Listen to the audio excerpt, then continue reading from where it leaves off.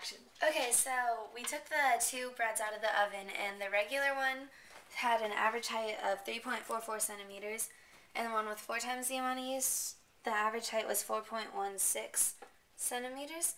So, the one with 4 times also sort of burned, and it wasn't that much taller, but it looks a little bit wider. So, throughout the whole experiment, I guess you could say that the amount of yeast will change the height of the bread.